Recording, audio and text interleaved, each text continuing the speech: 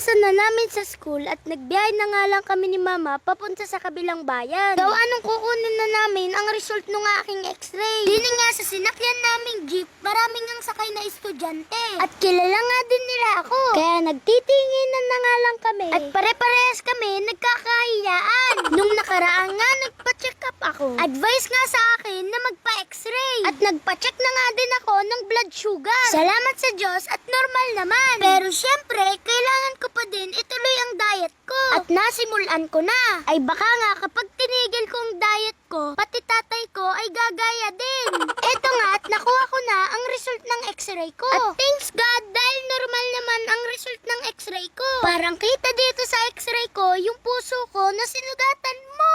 Sa dami kong turok na pinagdaanan nitong mga nakaraan, nangako nga si Mama nakakain kami ngayon sa McDo. At kung hindi pa pala masasaktan, ay hindi na naman mababalikan. Ay!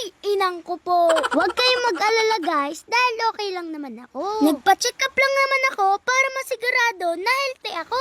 Iwas na nga lang talaga sa mga pagkain na hindi healthy. Pero sa ngayon ay pagbigyan nyo naman ako. At minsan lang naman are sa isang buwan. Guys, kung napapansin nyo, may nag-iba nga sa pangalan ng page at profile pic ko. Dahil na-restrict na nga ang page ko. Dahil ayaw na ata ako makita ni Lolo May. Ay, apay me!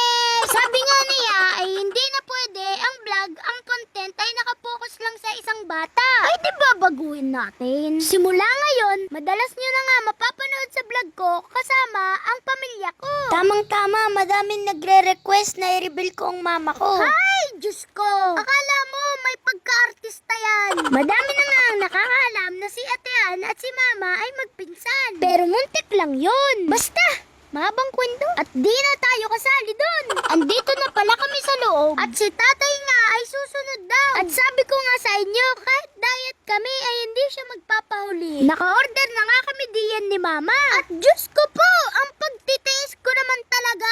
Pinag-intay nga kami ng tatay ng pagkatagal-tagal. At aringang manok sa harapan ko ay nayumi na. At parang kinikindatan nga nila ako kanina pa. Gusto ko nga ay sabay-sabay kaming kakain. Sabi nga ng utak ko ay intayin na nga si tatay. Dahil mas masarap kumain ng magkakasama. Pero yung bunganga ko ay parang bunganga ni Mama na walang kontrol. Kapag nagagalit siya. At eto nga, ako nga ay kumain na.